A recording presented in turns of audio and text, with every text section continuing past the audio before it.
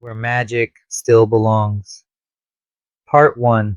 The Invitation by Changing Winds. Come closer, not with your feet, but with your remembering. Step through the hush where time forgets its name, and stories don't end, they transform. There is a gate you once knew how to find, not made of iron or stone, but of silence, breath, and longing. It appears not when you search, but when you surrender. And now, there it is, moss-lined and moon-kissed, a space untouched by time, yet shaped by all of it. This is no mere garden, it is a hidden realm, a breath between heartbeats, a glade where memory dances and forgotten spirits hum lullabies only the brave can hear. The sun had barely bowed behind the trees when the lanterns hummed their first quiet glow. No words were spoken, no door was knocked, but something ancient stirred, like the forest remembered someone it had been waiting for. Beneath the glow of mushroom domes and the soft crackle of spirit wood roots, the path lit itself. Crystals whispered to one another, and the air, it didn't just move, it welcomed. A gnome with knowing eyes sat where the cedar meets the dream line, a headband of woven truth circling his brow. He was not young, but not yet done, and tonight he felt the invitation rise like steam from the soil. This garden wasn't built, it was called, shaped by memory, fed by second chances, watched over by dragonflies and distant stars. Fairies danced in the wind's rhythm. Leprechauns traded moss for secrets, and somewhere deeper, a dragon turned in its sleep. Beneath the largest mushroom's glow, a carved stone figure stood, mouth open wide, not in hunger, but in offering. It was not from this forest, but it belonged here like old stories do, carried on wind and planted in new soil. The leprechauns called it the Rememberer.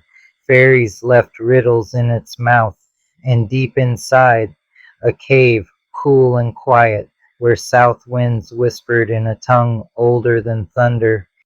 Some said it had roots that reached all the way to the Andes. Others said it watched over dreamers who were too brave to quit and too hurt to explain why.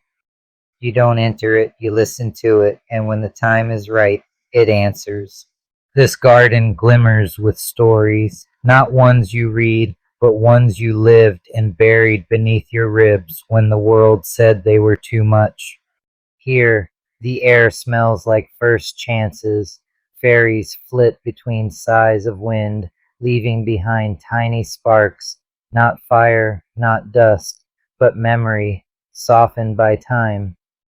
The mushrooms glow with ancient laughter. They tower like elders listening. Their colors shimmer between realms, alive with the knowledge that survival is sacred work. Gnome, cloaked in cedar scent and quiet rebellion, nods to you from the hill. He knows your name, the real one, the one you dropped somewhere between growing up and breaking down. He sits at the edge of the porch, not guarding the door, but keeping memory warm.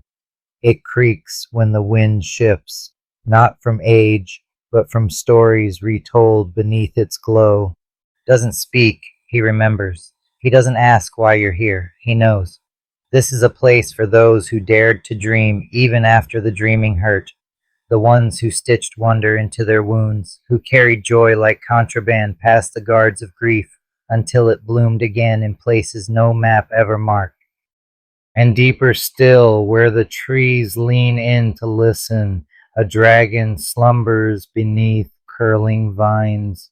She dreams of the ones who never gave up, and when she exhales, the wind tastes like wonder. Dragons circle high above, but not in threat. They protect this place, for they too have known exile. They breathe hope now, not fire. There is no path, yet your feet know the way, because this place calls to those who have carried sorrow without letting it win. To the weary soul who stitched joy into silence, who sang to the dark when no one else would. And under the shelter of a willow, a wizard stirs, Long beard, yes, but his eyes are young, wise not from books alone, but from loss, laughter, and learning how to sit still with both. He blends with the moss and mist, carving blessings with every breath. He raises a hand, not in greeting but in welcome. There's a difference. One invites a moment, the other a becoming. You are not here to escape. You are here to return to the you who still believes even with scarred hands and trembling knees. You are not broken. You are blooming differently. And the leprechauns, they leave no gold, only clues, riddles etched in wind, meant to unbind your logic and free your wonder. They plant hope in places only the wounded dare to kneel. This is not escape, it is arrival, a return to something older than grief or rules or ruin. You made it, not just here, but through every trial that tried to silence your story, every fire you walked through and chose to carry a spark out from, because you believe in light, in mischief, in healing with your hands. And now, look, the wind is whispering your name, the soil hums your heartbeat, and above you, the stars blink like they've been waiting. There are lessons here, not taught but remembered. You already know them, you've just been too tired to hear. Lesson 1: the magic you seek outside has always whispered from within. Lesson 2: you don't need to be perfect to be powerful. Lesson 3: joy is not childish, it is holy.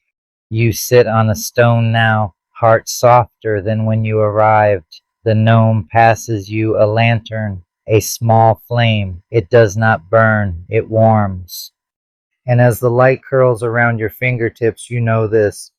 This is only the beginning. The forest waits, the magic deepens, and the next chapter calls. You belong where wonder blooms wild and the old ways still sing. You belong where magic still belongs.